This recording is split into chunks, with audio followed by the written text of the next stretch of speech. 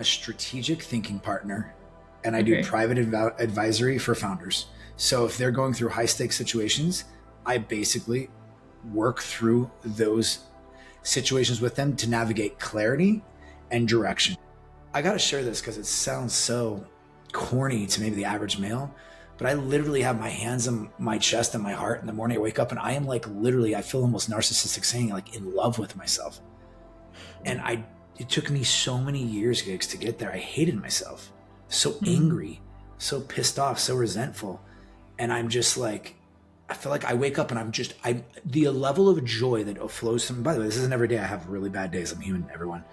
But the level of joy that flows through my body, I think about if I go up to wherever I go to, heaven, whatever, and my higher self is like, motherfucker, you didn't fucking have kids? You were a human and you didn't procreate?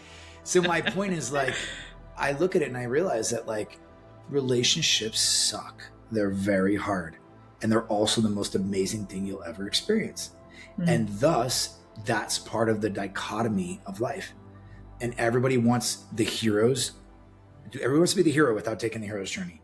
Well. Here we are again. Another week, another great conversation. Oh my God. I didn't know where this was going to go. I didn't think it was going to be a lot of talk about relationships, which it kind of ended up being. Relationships and a little bit of business and a little bit of internal work, a little bit of everything. So enjoy today's conversation with Mark. Where are you in the world? I'm in Medellín, in Colombia.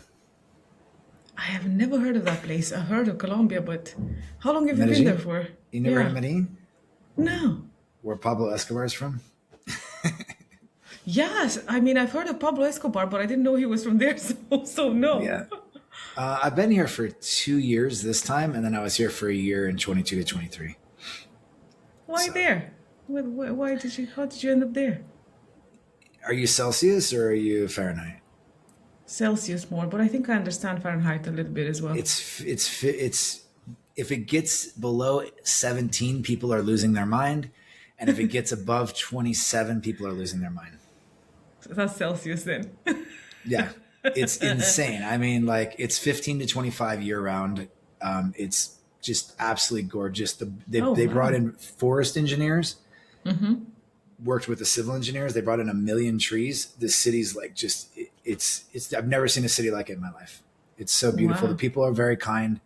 I don't love the culture as far as dating and things like that and friendships, but overall, like there's a lot of expats here.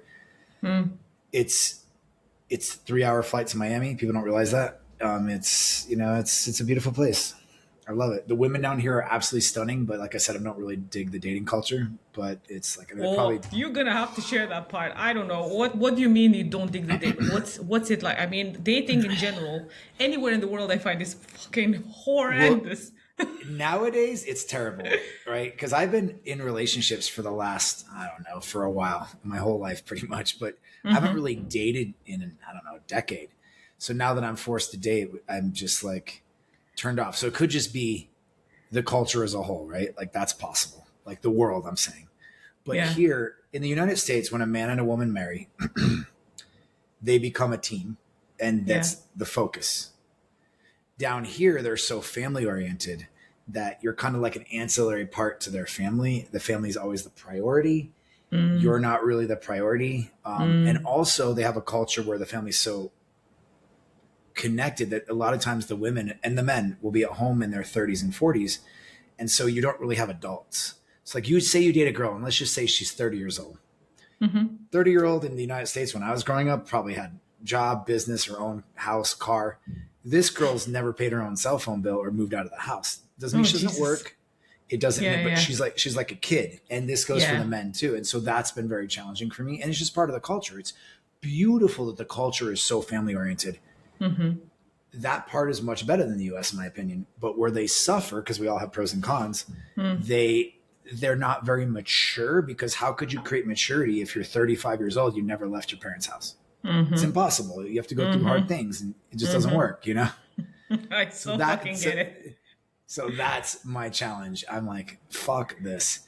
I would like to import a woman down here. I think that would be great. So, Everybody's down here for the women. Okay. You've got some words in your language that I'm so clinging on to already. Like one of them that it just got stuck in my head was I'm forced to date. Like why forced?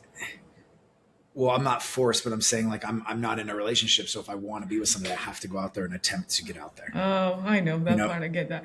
And then you said import. Like it's an interesting way of using language. I mean, if you think about it, like I think a woman from the US would match my ideals more of how I operate, Yeah. working as a team, as a unit. They're a Yeah. little bit more grit. The women in Latin America, especially in Medellin, are very kind of, we call it consentida. They're a little bit spoiled. It is very much machismo culture. Like the man takes care of everything financially. And that's okay. But the women down here and even the men down here will tell you is they're so spoiled that, okay, I take care of everything, but she doesn't want to work. Okay. But she doesn't want to cook and clean and she doesn't want to have babies. And you're like, all right, what the fuck are My you God. doing? Oh my God. So if Wow, you're not that's- going to cook, you're not going to clean and you're not going to have babies and you're not going to take care of the home and you're not going to work, what the fuck are you going to do? So I've found that to be a struggle. And it's the men down here love this because they have this, I mean, the women down here are stunning. They have this beautiful woman. She kind of submissive. She does, I want a partner. I don't want a fucking asset. You know what I mean? Like I got this pretty little trophy over here that sits in the fucking corner. Get the fuck out of here. That's not a relationship. I'm looking for somebody that I can build with. And also, if they don't have any grit in their defense, how would they? Yeah. When life gets hard, they're just going to fold or run. And that's what happened with my ex. His life got hard. And he was like, ciao. And I think that, you know, it's one thing to travel the world together and do all those things. But when life gets hard, and it gets fucking hard, parents die, kids get sick, maybe you lose a child, have a miscarriage, whatever. You really got to dig into those sides of yourself. And if you've been sheltered till you're 30, let's just pretend you've never really had to pay your own bills. You've lived at home, never went through any tragedies. No one's ever died. You can't possibly have the grit it would take to get through life, you know? So, Yeah. and it doesn't matter because they could just run back home to their parents. That's a very interesting and eye-opening story because I believe that's happening a lot in the world. I don't think that's just local to there, but I think maybe there is just over-exaggerated. Exactly. We just grew up totally different. And I do Yeah. think that, well, I think one thing, I think Latin America has always been that way. One, because it's a little poorer. Families have to stick together to survive. I totally understand. But the US has been very independent, for example. But now that's what you're seeing in the US. The kids are so soft. They're 28, 30 at home still. Also for economic reasons. Like I bought my first house at 23. There's no 23-year-old buying a fucking house in the States unless they're really well off. Because in 2000, I bought my house in 2003. In 2000, the average home, I just saw this the other day, was 128,000 was the average home in the US in the year 2000. And this year it's 450. That's a fucking big difference in 25 years. Wow. Yeah, you know? Who the heck can yeah, anywho, that's just another story altogether. So still, like, how are you, what are you doing over there? Like, what, okay, let's just go into the business part, because I imagine it's got a lot to do, I don't know, to do with your business and what you're doing, or what took you there? I've gotten a few, what took me here, so I'll break this down real quick. I traveled the world Yeah. with my ex-girlfriend, and XX, I loved like it down double. here, like 2 X's ago. Yeah. The Filipino from Las Vegas. Anyway, so we broke up. My dad was sick. I took care of him. She's like, what are you going to do? I'm like, I'm going to go back to Medellin. It was like the best weather. We're only here for like a week. She's like, okay. Came out here, tried to see if we can make it work. Didn't work. Met a new girl, fell in love with her, Colombian. We traveled Europe together. We lived in Cambridge. She was getting her master's there. Spent about a year together, came back here. As soon as life got hard, she went to her parents' house and quit. We tried to make it work. Didn't work. I went back to Vegas. Dad got sick again. We said we were going to be best friends and she was going to be like by my side. Within a week, she met a new guy and was like gone. So dad died Christmas morning. Oh my God. Got all that settled. Came back here in January of last year. Been here for about 14 months now straight, but I've been here for 2 years. And really last year I just healed. Like I took on a few boutique clients one-to-one that were all founders, and that was it. And I was Gigs, I've never in my life been more fucking broken than last year. I mean, you gotta remember, I sunsetted the business with G, went to start a new business. You remember, Energetic Alignment Academy, G, Jackie, all the team were part of my family. I've been traveling for years. I have no friends or family that I'm really close to because I've been traveling so much. My anchor, the person I thought I was going to marry, gone, right? And then moves on in a week with a dude from the fucking UK, of course. But anyway, and then dad dies. So I came back here and just really healed. And it took me almost a year. And so now I'm back on my feet. I'm building, and I own a company called Evolved Entrepreneur. And we work with founders that are the bottleneck in their own business. And we help them overcome, either limiting beliefs or their decision-making fatigue, because they are the patterns that they need to break in their own businesses so they can scale or exit. The last two people I've worked with, one was doing a $30 million merger with Meta, and he just exited his business. The guy I'm working with now, he does a lot of big business with the NHL. I can't talk much more than that. And he's exiting. So that's kind of been my bread and butter, is these guys that are exiting and looking for a strategic thinking partner to walk them through it. So. Okay, can we dig first? I wanna have a go at your healing process. Is it? Sure. What the heck? Like, I can resonate so much with the part of moved on real quick, like breaking up from somebody and then them moving on like extremely fast. Like that sucks big time. And 1 week after 2 years, I was just blown away. I was like, are you fucking kidding me? But you know what, dude? It is what it is. I thank God, because that person would never have the composure, integrity, character, or grit, or be tough enough. In her own words, I'm not tough enough for you. So, wow. It was good for me. What does healing look like for you? What did it look like for you? Absolute fucking disaster. Like getting out of bed and writing an email felt like I was negotiating peace between Palestine and Israel. Like that's how hard it was. I was a fucking disaster. I was suicidal for a while. Couldn't understand the point of life. I was extremely broken, like as broken as I've ever been. And you remember, I had some hard times. I mean, when I was 20 years old, my niece, my goddaughter, and her husband died in a head-on collision. I almost died from a gunshot wound 2 weeks later. And then 3 months later, my girlfriend of 7 years, I caught her cheating on me and we broke up. So I've had hard times like that before, but this was fucking terrible because I didn't have any anchors. I didn't have like a job to go to every day like I did as a sommelier in Vegas. I didn't have my friends and family around me. All my family's dead. I'm in this apartment by myself in a country where I'm learning the language still. It was fucking tough. And it was just a lot of praying, a lot of like reading tarot cards every day, because I'm always into astrology and tarot. Like, what the fuck is going to happen to me? And then I kind of had to put that to the side because it was like becoming too much. Actually, I threw my tarot cards away. Not that I'm against tarot. It was becoming like, I started to lean on God more. You know what I mean? And I still believe in astrology, numerology, tarot, but I feel like all those things are great. I think that God created them, but if you keep leaning for answers instead of connecting to your divine higher power, you're kind of outsourcing a little too much. And I think it's good. Like I just got an astrology reading because my birthday's next week, and I get one every year just so I can kind of see the energies coming in and stuff like that. But when's your birthday next week? Cinco de Mayo, 5th of May. You're joking. That's so cool. Okay, continue. Yeah. So no, but that's what it looked like. And people are like, well, what changed? What was the epiphany? There wasn't one. It was just time. Even to this day, a year and a half later, there are still moments that come up where I find sadness or I'm a little lost. But what it did for me that was amazing, two things. One is I was able to see myself in her. Now I was a serial monogamist my whole life. So for the first time I woke up, and I was like, oh, and so I've been single now for about a year and a half, and I've never taken that space for myself. At 47 years old, I never took that space. I mean, I'm talking from 14 till 45. I had maybe a 2 to 3 month break in between, and I had a long-term relationship. Wow. That's impressive. My first girlfriend were together from 14 to 21. Wow, this is like uncovering more and more. The fact that you said this is the first time you've ever been, oh my God, I mean, I've got too many things going on in my head.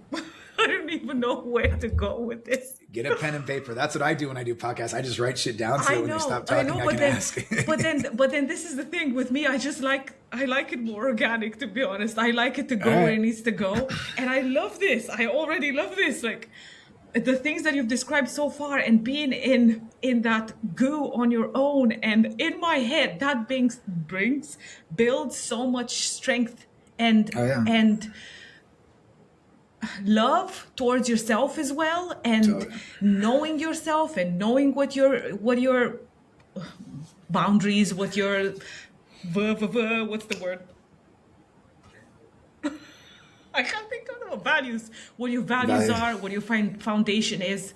I feel like it really forces you to look at yourself, and I imagine, because you're a bit woo woo that way too, like you just mentioned tarot and, and whatnot, so I imagine Super woo woo. Yeah. seeing all your exes, let's say, and the things that they were mirroring to you. I imagine that was a great eye-opening situation as well. Of, did you see any repeating patterns? Or maybe, because in my head I'm like, even this thing of somebody breaking up with you and 1 week after found somebody else, what the heck did that bring up? Because now that must have been unworthiness maybe, or what the fuck is going on, or You know, maybe I got not, luck. nothing like I that got at lucky all. with that.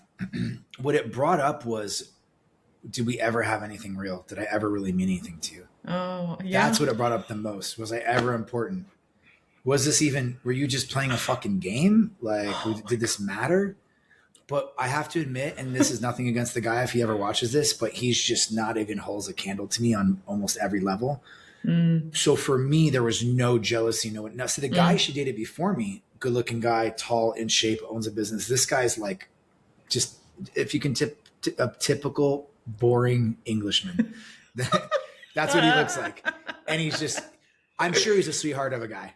But Yeah, so yeah. that didn't bring it out in me. There was no jealousy. No, it would Mm, even made it worse though in some ways, because I'm like, how the fuck do you go from this to that? But what I mm, realized is she wanted easy.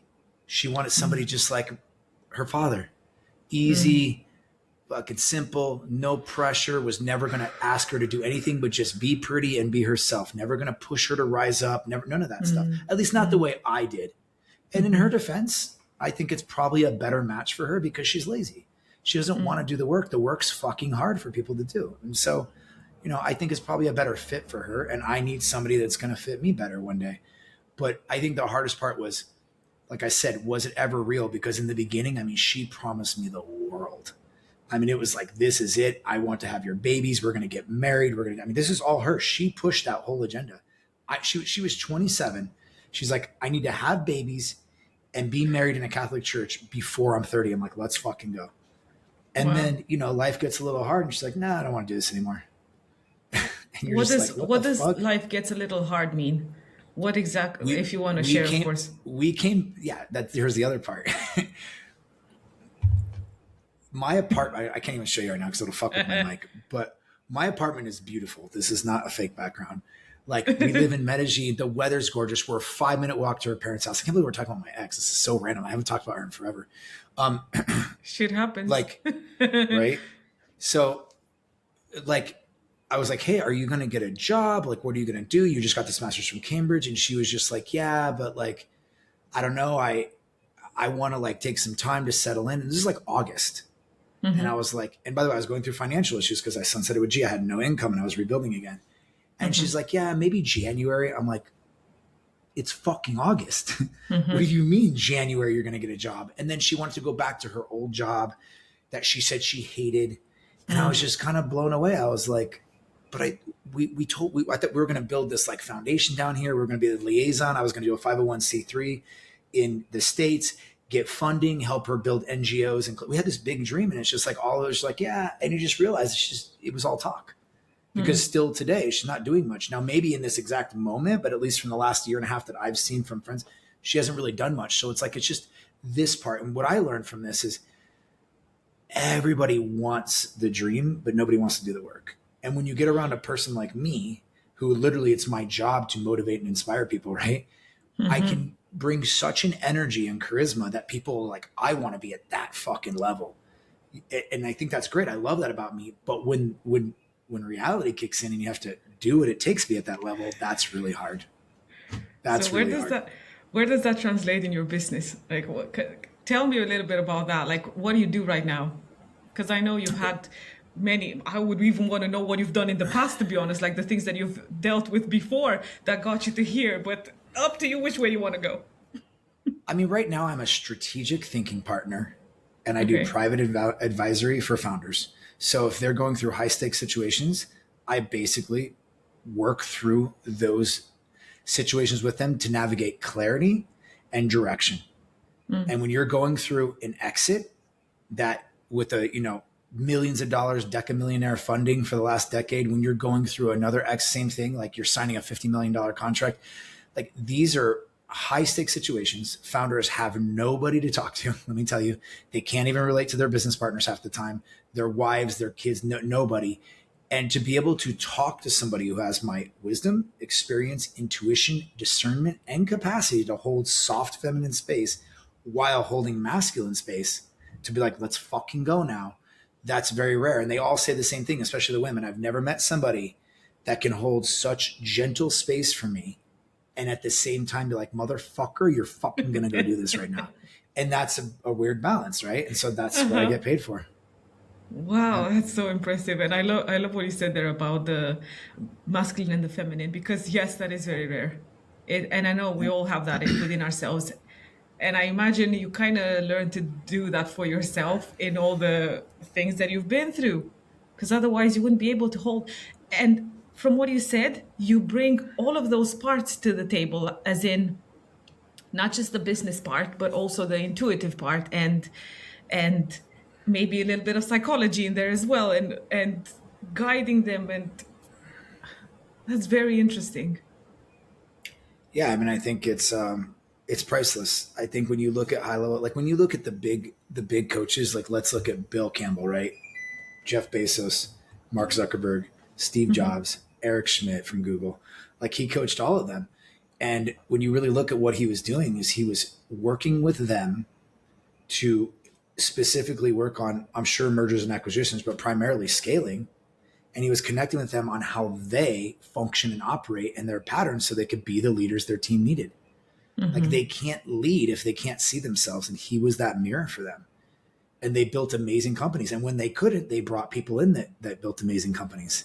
I mean, you see that all the time too. Bringing in the proper CEO or somebody like that is priceless. But I think that having a strategic thinking partner that's a high level advisor that can understand the human, that's priceless to these guys, because they're fucking burnt. They're going through it. They're exhausted.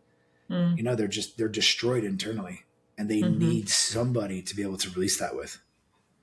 So, or they're going to go self-sabotage it with alcohol, sex, drugs. That's such a, you're touching subjects now that in my head it's like, especially because we spoke a little bit about breaking up and things like that, and that's generally what, or when shit hits the fan with businesses, right? People tend to go and do all those things. Do you have you ever coached people around that too, around maybe just don't go and give in to all the things that are easy to reach to, or sit down in your emotions and figure that part out instead of, well, drinking it out, fucking it out, or shopping it out, whatever addictions people have? I think the first thing I try to do with the founders, which they hate because they're not built this way, is to get them to slow down. And I've experienced with, and it's all high achievers. So I also work with the Honor Foundation, and I work with special operators that are rotating back and retiring. So Navy SEALs, Green Berets, AFSOC, Air Force, all of it. And basically they're super high performers as well. And I'm like, you need to slow down enough to actually see the clarity of direction that you want to go in. You know what I mean? And like, I think that that's really challenging for these people because they don't know how to just sit with their emotions. They don't know how to do any of that stuff. So yeah, it's super challenging. I imagine for somebody to be able to do that for others, you need to know how to do that for yourself. So what is your process? Because it sounds like you need a lot of balancing your own energies out especially after being in what sounds to me like a lot of pressure as well. What do you do for yourself to balance yourself out? So I'm very mindful of just my energy in general, right? Mm, Who gets access to me, what's around me, what I'm scrolling on, what music mm, I'm listening to, who's just getting my energy in general. mm, That's huge. I think that's probably the number one component, right? Your environment. But as far as my day to day routines, I mean, I do a Dr. Joe daily, for an hour.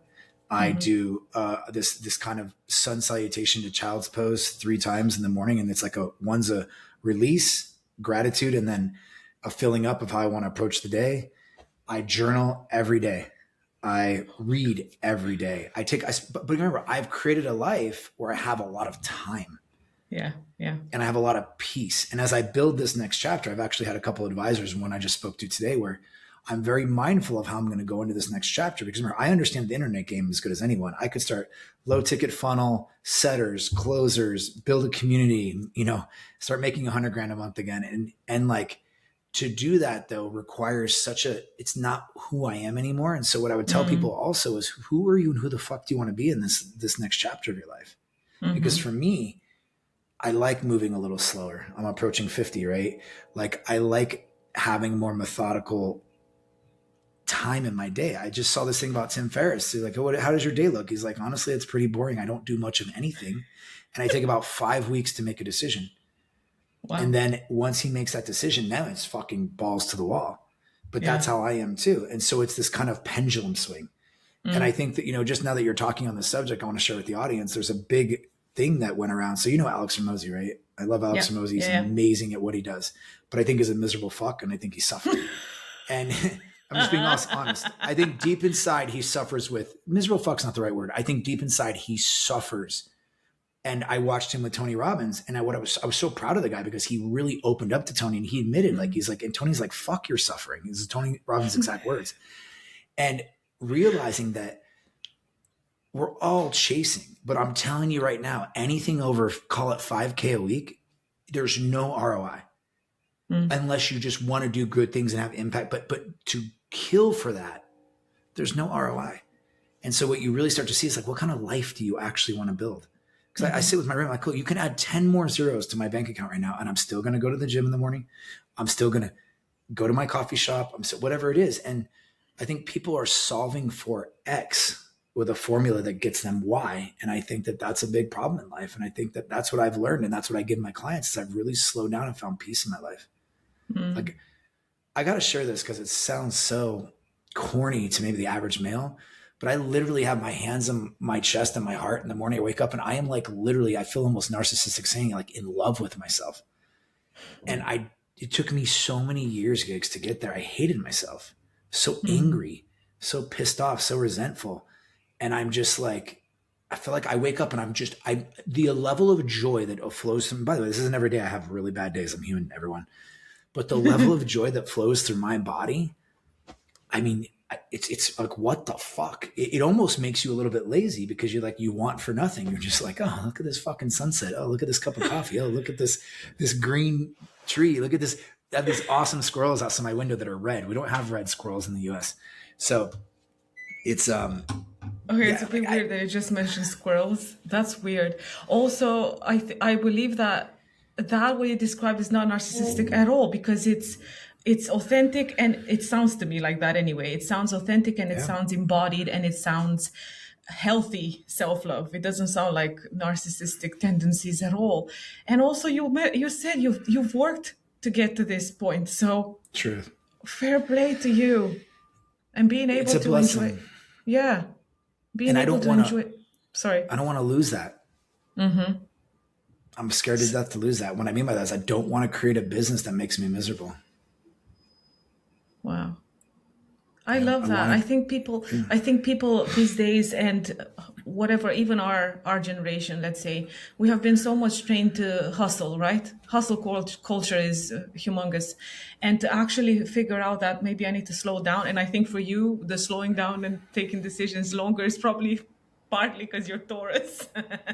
There might be that totally, in there. There might be that totally, in there too. But totally. then a lot of people need that because I believe after a certain point in everybody's spiritual awakening journeys, right? There comes a time when that doesn't apply that much, where all the astrology and everything just kind of mingles. You get to a point where you have traits from every little thing because you embody your experiences from life, you embody your growth, you embody your wisdom after all, and that's what you present to the world. And that's what you're coming across as to me. You're literally walking, talking embodiment of Thank you. of your life so far, and it's so refreshing to see, by the way. I appreciate It's that. That means a lot. Thank you. Yeah. yeah. And I don't think we really hit wisdom till we're about 50. I don't think men for sure don't grow up till they're about 40. Like we're Is like this Peter Pan syndrome. talking out of your experience, I imagine? Oh man, I didn't start to calm down until I was 40. I mean, Oh I grew up my in a God. Vegas nightlife. I mean, from 15 years old, 16 years old, I was working in restaurants and nightlife. Yeah. And I stopped right before I turned 40. And dude, I mean, I was drinking 2 liters of alcohol a night and Oh partying and Jesus. going to bed at 5 a.m. and up until 40. Like, Wow. I mean, you work in an environment. I would get to work at 3 o'clock. I'd have 10 guys waiting to taste me on new wines they wanted to put on the menu. By that time, I'm buzzed. Fucking service starts. I start talking to guests, selling wine, doing shots with the guests. And then they wanted to open another bottle of wine. And then I'm drinking cocktails just because I felt like it. And, all of a sudden it's 1 o'clock in the morning and everyone wants to go out. And then your guests are like, hey, I have this table or I have this. And all of a sudden you're in bed at 5 a.m., So, yeah, So crazy life. what slowed you down at 40?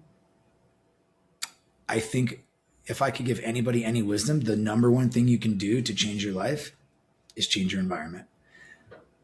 I quit everything. I sold my shares to my brew pub, my consulting firm. I quit. I was still a sommelier on the weekends, and I moved to a 4,000 person town in Del Mar, which is North San Diego County, California. Everything closed at 8 p.m. And that started my journey because I had no choice. Yeah. And I was still a wild man. Like it's just in my blood. I was a fucking maniac growing up in Vegas. So like absolute maniac. And yeah, I had to change my environment. There was no way I was going to stay in that environment, work at night, go do those hours and not be influenced by it. I'm human.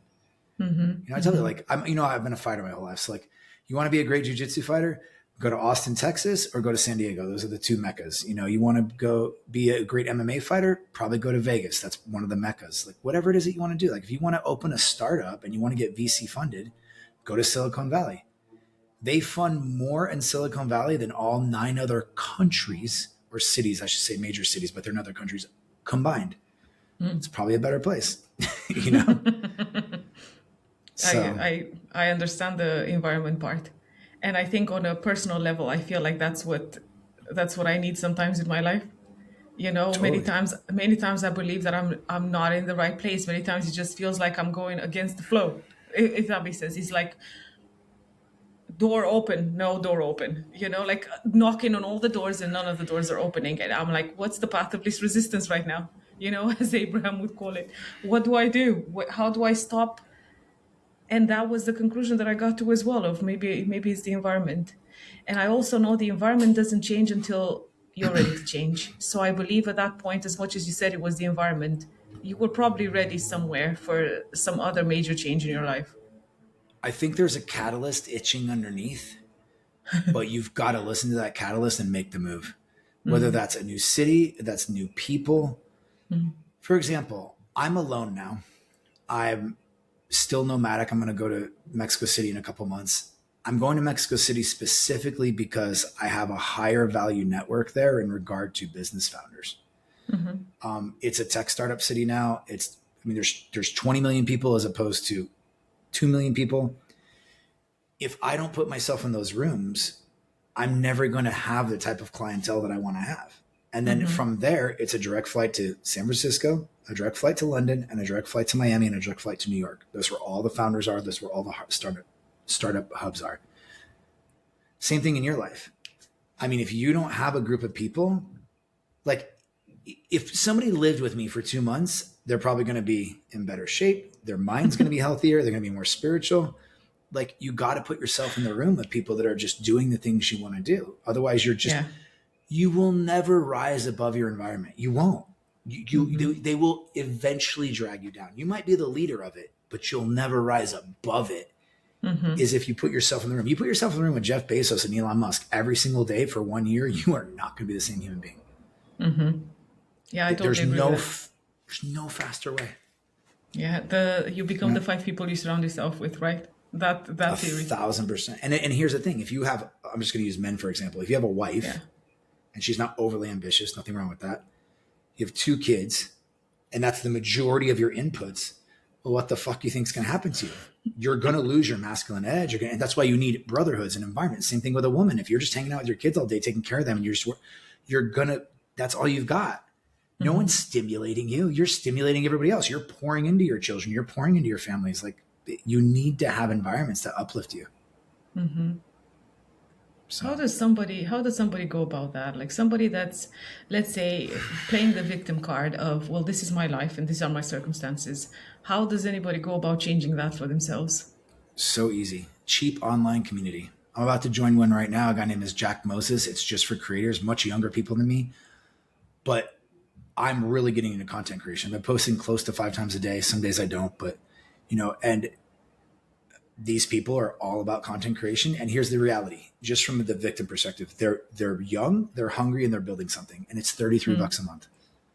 I mean, if you can't do $30 a month, I don't know what you can do. It's going to put you in a room with somebody who wants more for their life, is trying to learn something. That's why they say, like, go to college, right?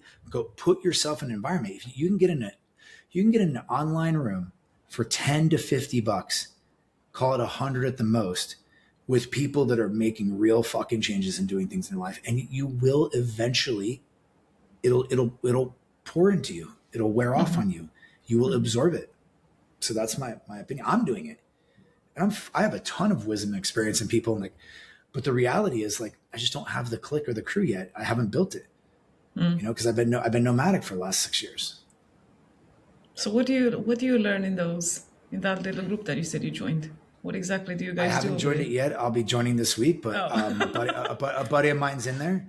And basically they're just working on, like, he's really big on a couple of things. One, he's super spiritual. So he's like, are you meditating, praying, doing other things before you sit down and write your content?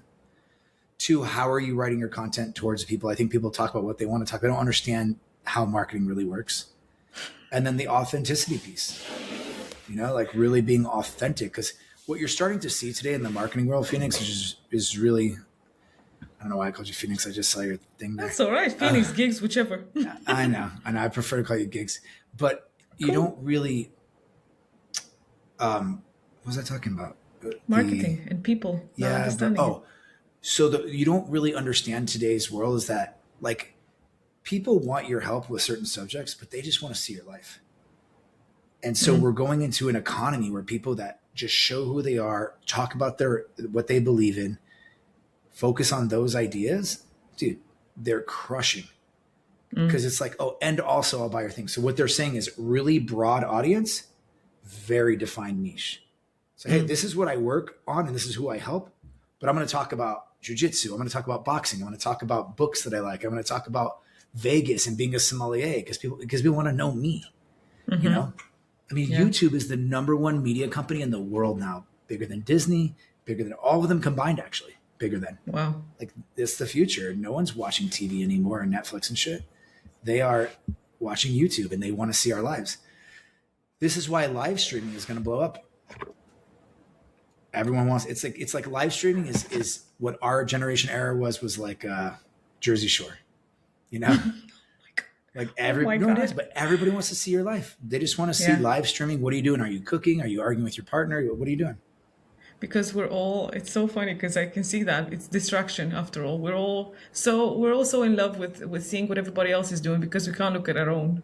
So it makes sense. Totally. Yeah. It makes sense, but it's also sad in a way. It's so funny. Do you use any AI? Because as I'm saying that, I'm thinking of... Constantly. Cool. I use AI for everything. That's okay, because a lot of people are so wary about it and so scared and not understanding that it might be just a helping tool, if you know how to use it and you know what to do with it. Or even if you don't, you learn. You go about and you learn. Listen, AI is a very underdeveloped thinking tool. Right. Like it's actually kind of dumb when you really dig into it. You start coding with it and you start adding workflow, and you have to create boundaries around it and talk to it. And it's a very, like, we are not anywhere near AGI yet. They all talk about it in the next 12, 24 months. I don't think so. But the reality is this: it doesn't matter how you feel about it. This is the way the world's going. And if I can operate like, for example, if I can create 50 pieces of content on a Notion template, and then I can create all the scripts, captions, and change them myself, sure, and then create, that's something that would take me a week to do. And I can do it now and have it all done and ready and even recorded in one day. How are you going to fucking compete? Oh, I want, like, when I tell people I post 5 times, they're like, oh yeah, 5 times a week. I'm like, no, 5 times a day. And I think that's low. And they're like, what the fuck? I'm like, well, how are you going to compete when somebody has 20 accounts and they're posting 100 times a day? Like, this is the future. And some of it's just volume. And don't get me wrong, I'm not, they call it AI slop. I'm not saying you should create slop, but the reality is you should use this thing to operate more efficiently, to curate, to create ideas. Everything I do is always my own first. And then I put it in there. Sometimes I'll have it create something and then I'll add it. But like, it's such, the hardest part about writing a book or an essay is that strategic first part, right? The brainstorm. Like, I don't know what the fuck to do. It solves all that for you. Then you can just flow. I mean, and that's just that. I mean, there's so many workflows. I have friends that are using it to build all kinds of workflows out in their stem cell operations and their business. Like, it just puts everything together. It automates everything. Why would you not do that? That's very interesting. So one thought that I had around it is, what is your goal? Like, your goal in creating so much content? Like you were saying, there's so many people that do you have a goal with it, or is it just something that you want to learn to do? Or no, the goal is to be a thought leader. The goal is to bring people into my ecosystem. The goal is to monetize, of course, sell my products, my books, my programs, all those things. But also is to share my message with the world. Like, I want to give my message to the world, which is that, like, I think, masculine and feminine needs to blend together as a synergy. We need much more masculine men who have softer hearts and stronger structures and values. I think that men and women fucking hate each other today, and the dating world is a nightmare. And I think that every girl I talk to is complaining to me about what I'm experiencing with every girl I date. And so if I can bring a little more wisdom into the world, and you don't create these vacuums where it's like the pendulum swings and it's like some softy millennial blue hair soy boy guy, or it's like Andrew Tate, which is just like so fucking polarizing and so masculine, and so, like, we're these human beings that are meant to operate and flow together as a team. And there's a lot of synergy there. And if I can bring that message to the world, I think it's a better message for the young men of the world and for the young women as well. But, that's my main goal, to try to help to make the world a better place. I like that, because many times I wonder what's behind. And I ask this myself. I ask this question to myself as well. Why do I want to do this? Whatever it is, whatever's in front of me, whether it's a task, whether it's whatever. Why do I want to do this? And then I keep asking why and why and why, and keep going behind, because, oh God, still example that just popped in mind right now. I had a guest on here probably about 2 years ago that wanted world peace. And the more he spoke, the more I realized he didn't have any internal peace, and it made sense why he wanted that. And I think there's a part of me that's sad about how things are going in the world right now, like especially what we described about the masculine and the feminine, and people not knowing how to do that within themselves, and then expecting it from the other side, and not doing that practice that you said earlier about, this is me, this is where I am, and I fucking love myself because I can, and because I'm great, and because I know my worth, and because whatever. I feel like the world in general needs a lot more of those examples, and I think they're so rare. Like, I think people like you are so rare in the world. And I think there's a lot of this other side of, because I'm obviously talking about from my perspective and from my experiences so far, and there's like a craving and a desire and a need for something like this, and it's so sparse that a lot of people are like, as soon as somebody gets into a healthy relationship, let's say, and it could be romantic relationship, it could be business, it could be friendship, it could be anything.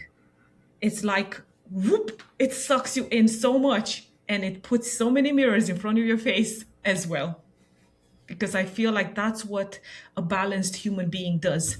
It brings up all of the things inside of you that you need to look at. Yeah, I think people have this idea or expectation that's just not realistic. Relationships are very challenging. They are the most challenging thing you'll ever do. They're also playing a high stakes game. And you can play the low stakes game. It's great. But you know what I think about? Because I still want children. I think about if I go up to wherever I go to, heaven, whatever, and my higher self is like, motherfucker, you didn't fucking have kids? You were a human and you didn't procreate? So my point is like, I look at it and I realize that like relationships suck. They're very hard. And they're also the most amazing thing you'll ever experience. And thus, that's part of the dichotomy of life. And everybody wants the heroes. Everyone wants to be the hero without taking the hero's journey. You want the kids and you want the overwhelming joy to watch your offspring succeed, which is considered to be the highest level of joy, by the way. You're going to have to go through all the bullshit. So you want a black belt in jiu-jitsu, you have to spend 10 years getting your ass kicked. So you start to realize like we live in this kind of throwaway society, and people want to throw away everything and they don't want to put the work in and commit to it, you know? And I think we need more of that. And yes, it is sparse. That's the whole point. It's rare. It's rare, but that's what makes special people special, you know, is that they're willing to do things other people aren't. And that's why they stand out as leaders. And that's why people look up to them. But yeah, it is a very challenging place. And I'm also of this weird mind lately of how much do I really want to save the world? Like how much am I hurting people by trying to save them versus letting them experience their own shit? That's Mother Earth is the best teacher on the planet, you know? So it's been an interesting dichotomy for me as a coach, you know? Yeah. I see that so much in other people as well, and in myself. And in, let's say, reaching out to somebody else and being like, can you just point this to me right now? Because I can't see it and I don't know what to do with it. And then at the same time, knowing that I need to figure it out for myself as well. You know, as much as I would want somebody else to point, there it is. That's what you should change. Because then when somebody tells you, you need to change this about yourself, you're like, fuck you. I won't, you know? So because there's a lot of growth that happens from figuring shit out for yourself. Why as you're talking about children, I'm thinking, why don't you adopt? Could you adopt? Could you be a single dad? Or that's not the path that you see for yourself? Before I met my fiance, and we're going back over a decade ago, I was going to do a surrogate. Oh, wow. So I think come 50, which is in 3 years, I'll be more stable, meaning I'm done with the traveling. I'm over it. I want to be settled. Like I'll probably either be in Medellín and Mexico City or kind of play between, unless I find some amazing partner and she lives somewhere else and I'm okay to relocate. But I think a little more stability, I would really consider it. And I'm torn, and this is where I'm torn. It is almost selfish to deprive a child of their mother. But at the same time, I know I'd be one hell of a father, and there's plenty of kids out there that don't have either. So you have to look at it that way. Like nothing's perfect. Yeah. But yeah, we'll see. I mean, I like the surrogate idea because I like the idea of having my offspring. But yeah, I don't know. I mean, I still feel like, you know, I've been through enough hard times and I know how the universe works, and it's like a pendulum and it swings back the other way all the time. And I went through one of the hardest times of my life. So I'm like, motherfucker, you fucking owe me right now. So I think this next 3 years is going to be incredible for me from 27 to 2030. And even this year. And so we'll see. Like, I do feel like I will find a partner that will match me and we can consider a family. And maybe it's not in the cards. Maybe it's just a couple golden doodles and, you know, a backyard. But you know, we'll see. I mean, yeah. I can tell you this, that what has changed for me is that life is beautiful and it doesn't matter anymore one way or the other. Like I could die tomorrow and I don't want to die, but I could. And I would be like, you know what? You lived a really cool fucking life. So if I get them, then it's amazing. And if I don't, then I can live with that. But yeah.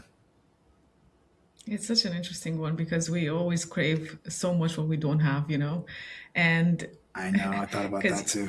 you said about Like, am you I said fucking hitting the jackpot gigs and I don't even know it? It was like, get the fuck out of here. No kids, no wife, no drama. Do not, bro. Your life is so good. But the guys I look up to, the guys I see that are like really high level, I feel like they have good heart. They're like, dude, have fucking kids. It'll change your life. And you're just it's like, but Jimmy. it's go on. No, go ahead. It's weird because it's not like you don't want to, but there's the other part that was crossing my mind. It's like maybe not in this lifetime, and would you be okay with that? Because Yeah. that's the thing. That's the thought process that I have sometimes in my head too. I might have all these visions and ideas of what I want to achieve in this life, and then there's the other part of it of what if that never happens? Would I still be okay? Because like you said, I could die tomorrow and I'll be happy. Would I still be okay with those things if they never happen in my life? If I never get to I the think I point would of be. Doesn't mean I don't want it though. And I think, true. I can't, only God can decide if I have a partner. That's how I feel personally. And I think the average person is not at the operational tempo or capacity for me. So it puts my pool much smaller. Are they out there? Absolutely. Is she the average girl walking around? No fucking way. And that's okay. There's nothing wrong with that. And so it's just going to take me a little bit longer, or, maybe somebody watches this podcast or goes, who knows, dude? You don't know how things work, right? Yeah. And I'm open to that idea, but I'm never, ever going to settle for less than I deserve again, because I realize that potential, it just, people don't really live up to their potential most of the time. They just don't, and I don't date men, so I can't talk about it, but women, I can tell you that they talk a big game and they don't follow through with what they say they want. And so if you want to find somebody, man or woman, find somebody who's doing what they say they're going to do. And they've already got experience in it. And don't get me wrong, it's cool to have someone who has dreams and you want to grow together. And hopefully they are upping their potential all the time, but they've got to have some substance to start with, where it's like, you know what I mean?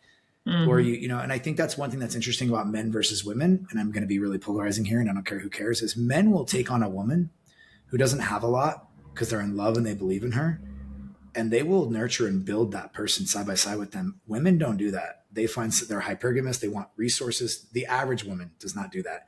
He's got to be this tall, have this much money, do this many things. And what you see is,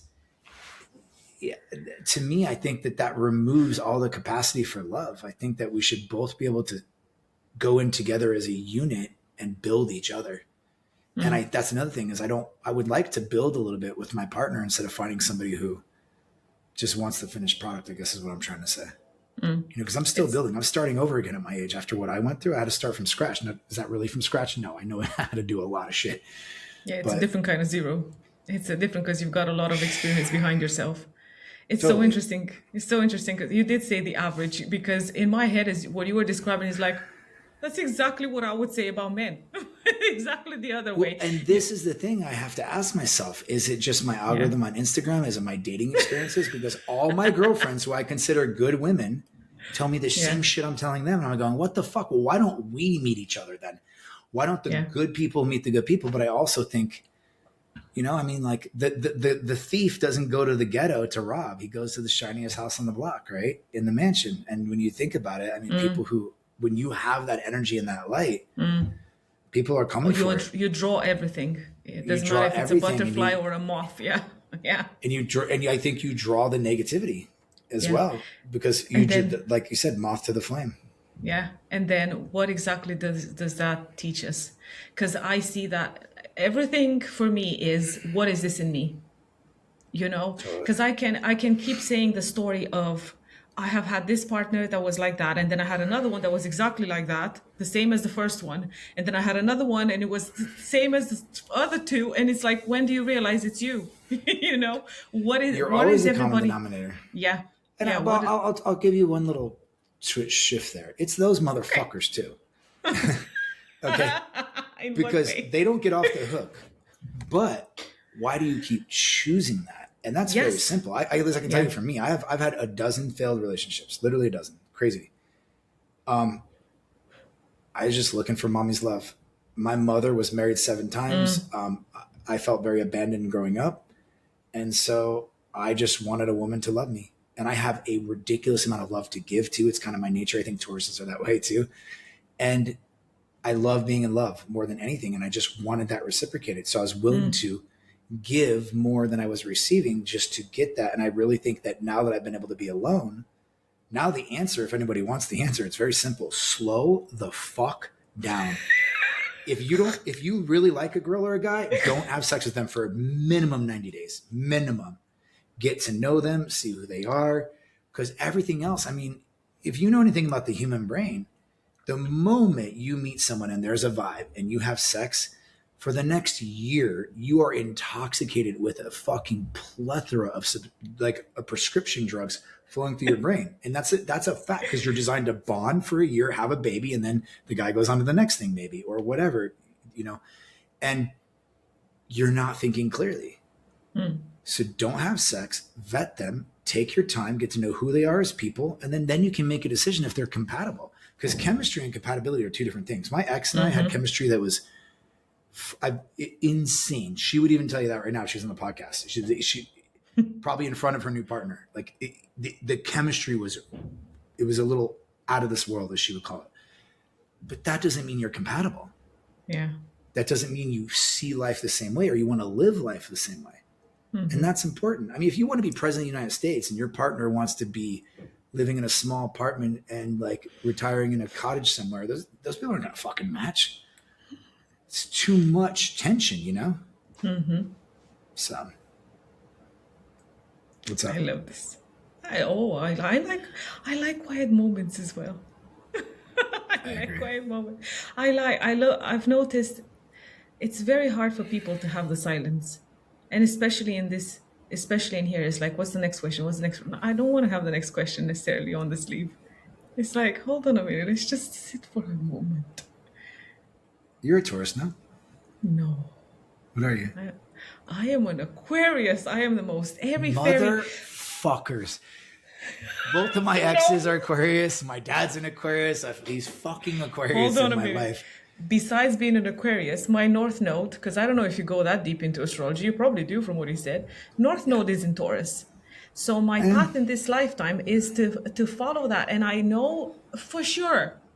Well, you came in as a Scorpio then, if you have your North Node in Taurus. So you have that kind My of moon is in Scorpio.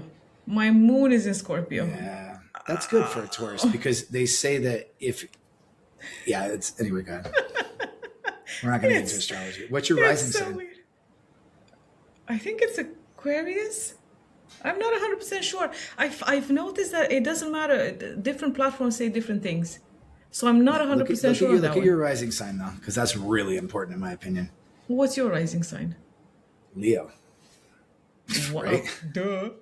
Yeah, right? I mean, it's like, I'm a Taurus, but everyone sees me as probably a Leo. Like that. But when you really dig into me, you've been around me, though, enough to I'm pretty calm and chill. I have this show quality, that's the Leo in me, It's so funny. My moon's in Virgo. I'm fucking so detail oriented. Wow. Oh my God. And perfectionist a little bit, but I imagine that's I feel perfectionism. bad for whoever dates me. And it's not. I don't think. See, your moon in Virgo would probably be more your internal world, like perfectionism also towards in your internal. It's in my first house too, which is personal self. Wow. And it's fucking conjunct Saturn, so it's all about fucking discipline and my emotions are. Dude, the fact that you know this shit is just so mind blowing to me. I grew up with this. My mom cast my chart the week I was born. Oh wow! What's your life path number? 9. What? The humanitarian, man. Wow. Yeah, and I am a goat for the Chinese astrology, which is sensitive. Wow. It's the sheep, yeah, I mean, it's so funny because I've noticed you said motherfuckers Aquarians, right? I don't believe that because I'm obviously. I love Aquarius. I've obviously dated 2 of them. My dad was one, but my ex had an Aquarius moon, and man, that's fucking tough because they intellectualize all their emotions and they don't. But she had a Cancer rising. She had this very nurturing side to her. It's a very interesting dynamic. you know, and my ex before that was a Aquarius with a Taurus moon Oh, wow. and a Gemini What a rising. combination. What a combination. I Well, don't know whether I my only date air signs. I swear to God, Aquarius, I and then know prior to why. that, I 4 fucking know Geminis. why. I know why. Cause same. My ex-husband was a Virgo, so the opposite. Because we need the balance. We need the Yeah, polarity to be able. yeah, If we can't balance it within ourselves, we need it externally. And I've noticed my general draw is towards people that are Earth signs, more grounded. Yeah, whether it's Virgo, Taurus, or yeah, Capricorn. Is Capricorn one? Yes. So that's my yeah. general Capricorn's because one. I know I understand that for myself. It's because of that. And I you agree. said about you said about the Cancer, was it? I'm thinking my moon is Scorpio, but I'm also Yeah. life path 11. So mine is like learn to deal with your emotions, like in my face. So much in my 11, face. it's a challenging life path. Oh, no It's shit. it's a master number, but it is a challenging life path.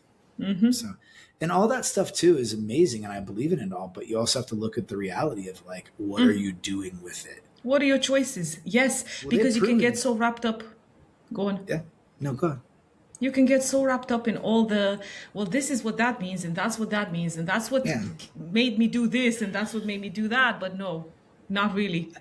I think for me, people Because, should look at it as to understand yourself so you can yeah, improve those things, not be like, oh, yeah, I'm a fucking Aquarius, deal with it. It's like, oh, I have an Aquarius moon. I should probably learn to attach my emotions a little bit better. Oh, I'm a stubborn ass Taurus. I should learn to maybe be a little more mobile and agile, you know, because Wait, just it's off subject, but it's not. It's like if you look at like the people with the highest IQ are never the most successful ever. So you have to look at like what really creates what in your life, and yeah, it's yeah, consistency. So yeah, my point is that is consistency is what matters in anything we do. yeah. It's all the choices, and I've noticed this has been so much in my life, so much present in my life too. You know, this, especially lately when I see patterns, whether within myself or within others, which it's so weird and so interesting because of course as soon as you said your mom, like your situation with your mom, and then I was like, oh, that's why you want children. You know, it's like that's why you Yeah, want children, part of it, you know, because I'm sure. you want to do the opposite, and then the nurturing part that it's already innate in you, and then what choices do I make, why am I here, what do I want to choose now, especially when I see a pattern. And for me it's even worse because I see them within myself, and I see the choices that I make that sometimes are like the same, and I'm like, why am I choosing the same shit if I know it's going to take me to the same place?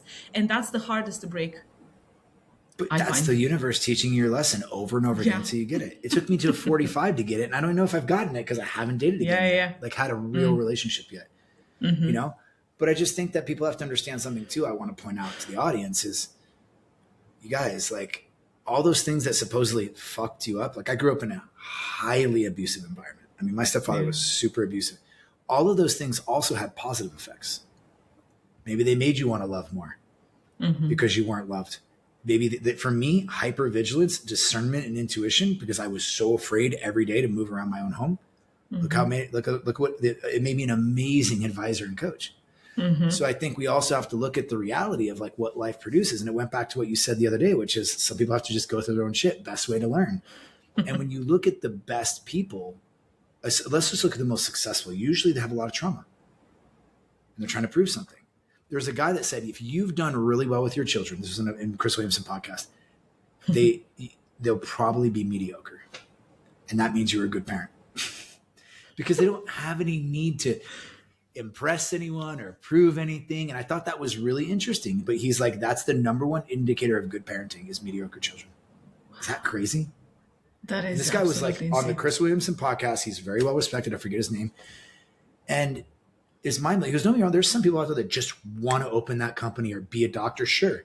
But on average, they don't have all these things to prove. You look at guys like Bedros Killian's a really good one. You know, he grew up in like Eastern Europe, like you did. And under Soviet regimes and all those things. And he grew up really hard, and he just came to the United States, and it was that trauma that pushed him to make $100 million business. Where if he didn't have any of that, I'm like, whatever, you know? So it's an interesting dynamic there. Like a lot of the greatness that we see in athletes and all this is trauma. So I don't have an answer for it. I would like those people to, I would like to help those people heal a little and find some joy in the latter part of their lives. But I mean, if we didn't have Kobe Bryant's and Michael Jordan's of the world, I think it would kind of suck too. So There was always two sides to the same coin. yeah. And I love that. I love the fact that we can just go into, this is what made me, but it's not who I am. You know, it's not necessarily who I am. It's the maturity that comes with the wisdom after you've lived so many years. Of course, you could be 40 and still being with your parents. That doesn't bring much wisdom. But at the same time, just being able to take every experience out of your life and do that, what you did, like turn it into a business, let's say. Yeah, you're not where you came from. I mean, I'm the only person in my family to ever graduate high school. You know what I mean? Like, think about that. Like, what I grew up in, I shouldn't be here today. My sisters are dead, or they were drug addicts, or there was all kind. You know what I mean? Like, my cousins were drug dealers. Like, you know, my uncle went to the same prison my grandfather went to. My stepfather was a criminal. Like, it's a choice. And I'm not saying it's easy. It's actually really fucking hard, and the statistics are against you. No doubt. But it's possible. It's possible. And I'll tell you one thing. If you want a great story, it was never, oh, I grew up in the perfect family. My daddy had a trust fund. I did. Like, nobody gives a fuck about that. That shit's not interesting. You didn't overcome anything, you know? And I hate, like, me and my roommate have been going through some shit recently. And over here, and I have to stop and be like, dude, you and I are going to look back at this era and be like, that was the biggest growth era of our lives. Fucking sucks. Sure. Sure. But the growth that I've done to go from where I went to drop down to that low and then have to build back, like, but that kind of grit, like, what the fuck are you going to do to me? Like, God forbid, knock on fucking wood, my health is amazing. And as long as that stays good, everything else can be solved. Yeah. Relationships, money, whatever. So, Yeah. yeah. I don't have anything else for you.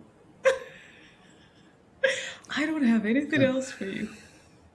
Okay. I really love this. I love this. This is great.